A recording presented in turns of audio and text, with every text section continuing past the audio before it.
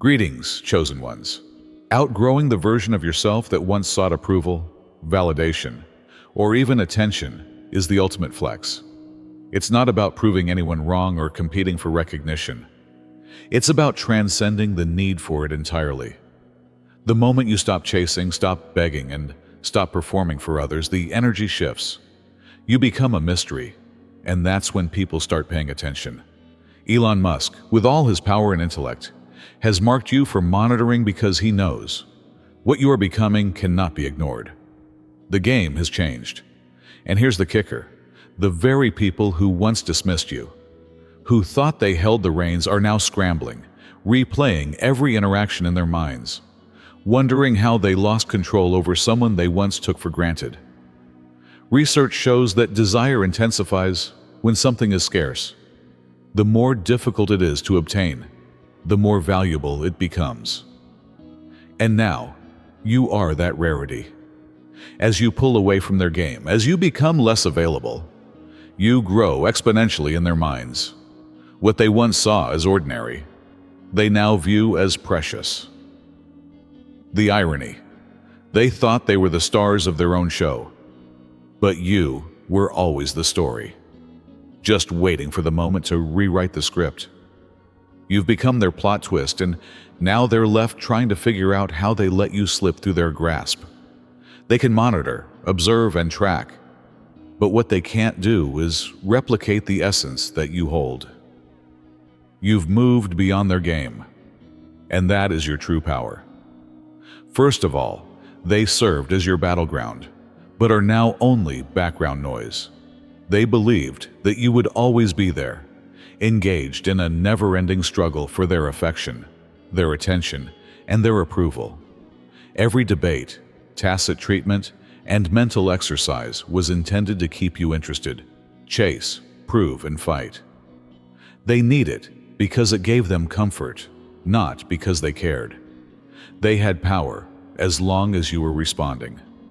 They were still relevant as long as you were still fighting. Then, however, something changed. One day you awoke to the realization that this was not a conflict worth waging. You weren't fighting a battle, rather, you were caught in a vicious cycle that was meant to keep you worn out, emotionally spent, and continuously doubting your own value. For what purpose? To prove yourself to someone who would never appreciate you unless it was advantageous to them? Thus, you took the unimaginable action of leaving. No last words to help them comprehend. No dramatic departure. No last argument. You just ceased to appear on the battlefield. They felt it then, the quiet, the emptiness, the total lack of response. You see, they anticipated that you would plead, defend, and hold out hope that they would eventually change. What worried them the most, however, was that you didn't. Since they are no longer in your orbit, they are no longer the center of your universe.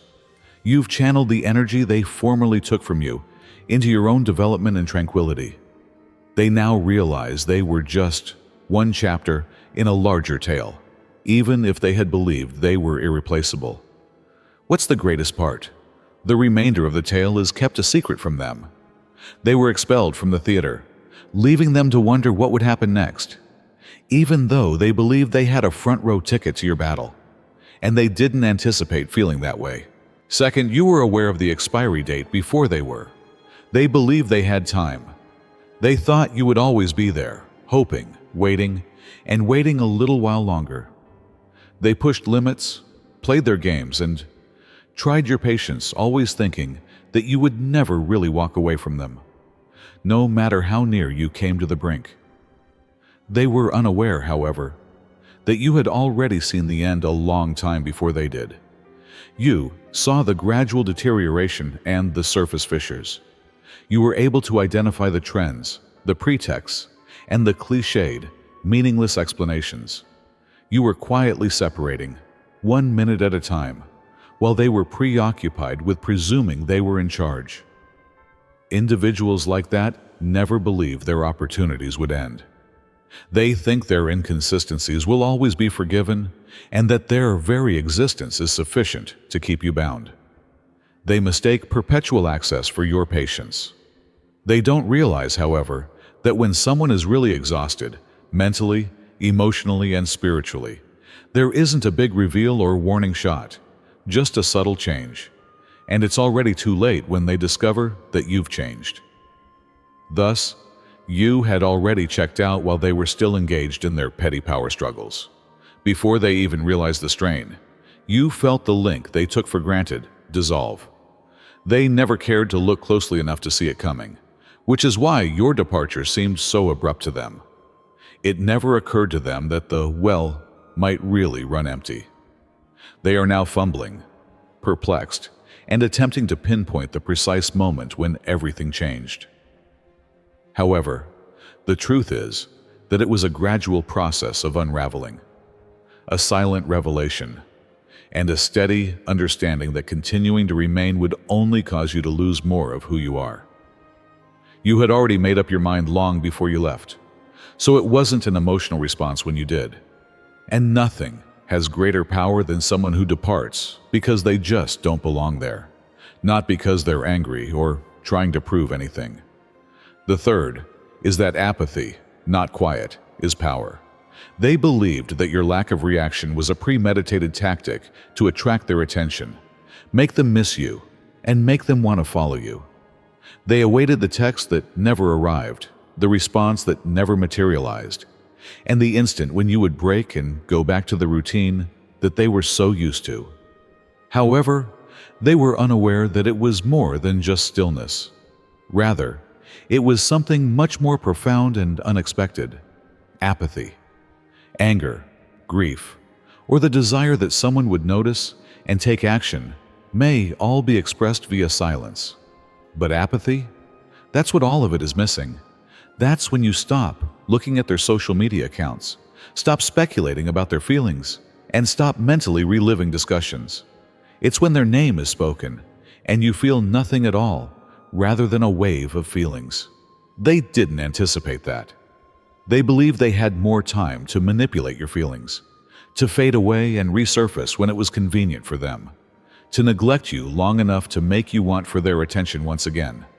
However, you completely ceased responding, yearning, and waiting. Then, the balance of power changed. They may act as if it doesn't affect them, but they are aware of it in their hearts. They sense the void where your vitality once was, the area you once occupied with your work, your concern, and your presence. And they are aware that they lost something genuine, despite their best efforts to minimize it. Removing their power to influence you, to live outside of their grasp, to wake up one day and not be pulled by their pandemonium is the worst thing you can do to someone who thrives on control. That is what true freedom looks like. A separation so profound that their presence no longer matters in your life, not a quiet that yet harbors a hidden hope. And they will never be able to reverse it. Fourth, they thought their presence was valuable. They believed that they were significant just because they took up space in your life, that their existence made them irreplaceable, and that their little efforts were sufficient to maintain your interest. Convinced that you were fortunate to have them, they walked through your life with a sense of entitlement, never questioning if they really contributed anything worthwhile to you. However, value is not the same as presence. One can just stand in a room and do nothing. They can only cause confusion, tension, and emotional weariness in your life. And they did just that. Their presence was mistaken for significance. They thought they were important because they had access to you. However, they were only recognizable. You allowed familiarity to deceive you into thinking they were required for far too long. You allowed history to take precedence over joy, not because they were really joyful, but because they had been in your life for so long that it seemed strange to think about them leaving. Then it dawned on you that they were just cozy chaos, rather than a present or a reward. Furthermore, all they really did was create the false impression that their mere presence was important. Walking away felt so different than you had anticipated because of this. Nothing was lost and nothing was missed. Without them, life became lighter rather than tougher. You realized then that they were only ever stealing from your life, never giving to it. The irony? The only thing you lost was the burden of their delusion, even though they expected you to mourn their departure. At that point, you ceased considering their presence to be a gift, which it never was. The fifth is that closure is a choice, not a discussion. Closure is not a box that is checked off once a few words are spoken, nor is it something that is worked out over one last chat. When you decide that you're finished, that the chapter is over, and that you're not allowing anybody else to continue rewriting your tale, that's a choice you make for yourself, in the hopes that one more conversation would somehow make things right or tie up all the loose ends. They could anticipate a big conclusion or a definitive explanation. However, you are more knowledgeable. You realize that finding closure is about taking back your own peace and determining that their opinion is no longer required, not about giving them one final opportunity to make a plea or to organize their story. You've already drawn the line in your mind. You understand that every word said in a farewell talk has the potential to delay the inevitable or rekindle old scars. Rather, you chose a silent determination, a strong choice that stated, "I'm done." That decision was about terminating the emotional back and forth that had only ever left you feeling more exhausted, not about leaving them with a sense of unresolved business. You took charge by deciding to have closure rather than have a discussion. You resisted allowing the story of another person to control your recovery. It was a straightforward, quiet gesture of self-respect, rather than a theatrical departure or a contentious farewell speech. You made the decision at that same time that the chapter was ended, that no further explanation was necessary, and that you were not responsible for their need to continue involving you. They may have anticipated a last effort to make things right, but you realized that sometimes the best course of action is to completely cease interacting. In actuality, closure is a gift you offer to yourself rather than someone else. Additionally, you gain the power to create your next chapter on your own terms by ending that one without their consent. Sixth, you no longer confuse turmoil with passion. You had long believed that the ups and downs were an indication of intensity, that the late-night disagreements that were followed by heartfelt apologies were evidence of a close bond, that the jealousy, the unpredictable nature, the dramatic departures, and even more dramatic reunions were evidence of genuine, intense love. Since the turmoil was all you had ever known, you mistakenly believed it to be something significant. However, you soon realized that it was not love, but rather emotional manipulation. The roller coaster was a cycle of control rather than an indication of emotion. Only because the lows had been rendered intolerable did the highs seem so wonderful. Only because the damage had been so great did the apologies seem credible. After creating the storm, they persuaded you that it meant something to you to survive it together. However, love is not meant to be a means of survival.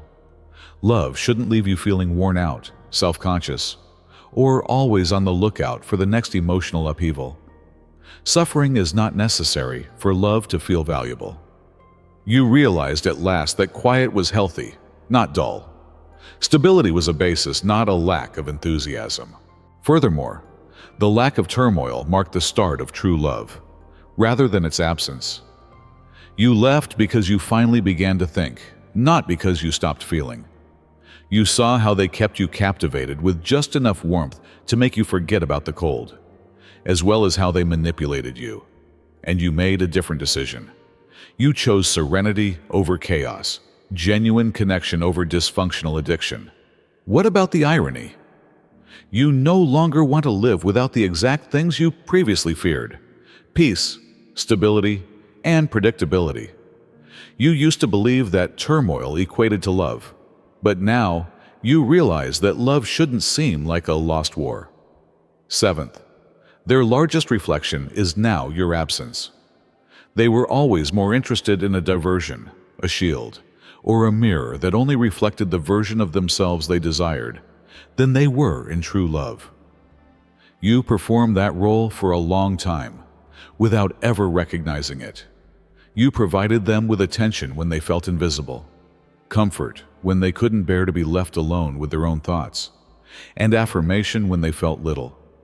You turned into their emotional support system, preventing them from confronting the void inside. However, once you departed, there was nothing left to conceal, no one to stroke their pride, soothe their fears, or fill the emptiness they had never acknowledged. They were alone with themselves for the first time, but it was the version of themselves they had spent so much time avoiding, not the one they wanted the world to see. At that point, the true terror began. They wanted you to pursue them because it would demonstrate that they were still important, powerful, and less readily replaced than they privately feared. However, you didn't. You left in a state of indifference rather than rage or resentment. And it was the one thing for which they were unprepared. Because now all they have left is the reality, without your presence to reflect back a reassuring fiction. In actuality, they were never as powerful as they made themselves out to be. They were never as cohesive as they seemed to be. They start to wonder whether they ever had any value in the first place if you don't remind them of it all the time. You no longer have to bear that load. For them, your absence is a confrontation with their own reality, rather than only a loss, and they sense it despite their best efforts to deny it. Eighth, you came to the realization that sticking with dysfunction is a betrayal of yourself. You wore your allegiance like a badge of pride for a very long time. Even when they weren't fighting for you, you remained. You showed forgiveness, and you stood up for them. You persuaded yourself that love required sacrifice. Commitment meant perseverance, and leaving meant failure. But then the terrible reality struck. Continuing to live in disorder was self-betrayal, not loyalty. Loyalty is for things that make you proud, not for things that make you feel bad. However, dysfunction deceives you into thinking that enduring the turmoil is a show of strength, and that surviving the suffering is evidence of love. You were really deserting yourself, even though you persuaded yourself you were being tolerant, patient, and loyal. You weren't being strong. Rather, you were gradually deleting yourself each time you justified their actions, put up with the falsehoods, the disrespect, and the mental games. And you were awakened by it. You came to see that the love you were freely giving them was the same love you had been withholding from yourself. That remaining was not honorable, but harmful. And that waiting for them to change while they still drained you was not an act of faith, but rather self-neglect. You decided to choose yourself, which was the most difficult and important choice you had to make. You began to care more about yourself, not because you stopped caring. You realized that genuine loyalty begins with self-respect, which sometimes entails separating from others who don't treat you with the respect and effort you deserve. What about the irony? You became everything they never imagined you would be: untouchable, unreachable, and totally free. The instant you stopped violating yourself for them. The ninth point is that you're conserving your energy rather than making a point. They believed that your desire to leave them was a ploy to make them miss you, to make them want to find you, to make them see how valuable you were. They believed you were engaged in the same game of manipulation, control, and measured distance that they had perfected. However, they were mistaken. This was about you, not about them at all. Walking away was a survival tactic, not a chessboard move, and it had nothing to do with establishing a point or eliciting a response. It was about recognizing how much you were being drained by the scenario and coming to the conclusion that you would completely lose yourself if you remained. You were attempting to rescue your own soul, not to impart knowledge to others. Individuals who thrive on disorder are unaware of that. For them, every move is a game, every stillness is a ruse, and every departure is a temporary one. They never take into account the possibility that you left them for your own protection, not to punish them, and that your emotional and mental health were more important than their desire for dominance. The true difference is that you went away for freedom, whereas others do things to get a response.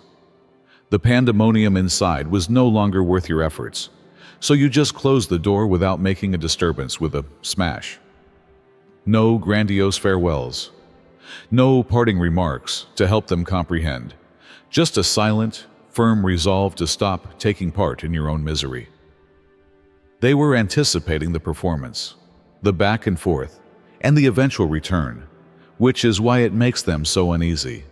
Instead, you provided them with nothing but distance, no resentment, no justifications, and no residual connection. And you discovered the tranquility they would never provide you in that distance. 10th, when you're under them, some people just adore you. Some folks like controlling you more than they love you. They were at ease when you were continually seeking their approval, doubting your value and doubting yourself. They felt safest and most in control at that moment. They had the upper hand as long as you were under them, whether it be financially, emotionally, or intellectually. However, everything changed the instant you began to rise, develop, and get a clear understanding of yourself. As long as your love for them was accompanied by insecurity, as long as it caused you to settle, shrink, and become reliant on their approval, they didn't mind. They lost their hold the moment you began to love yourself more than you enjoyed proving yourself to them. That's when the change occurred. All of a sudden, people started to dislike the things you had previously been commended for. In reality, it was always about positioning, not love. Your self-esteem turned into arrogance.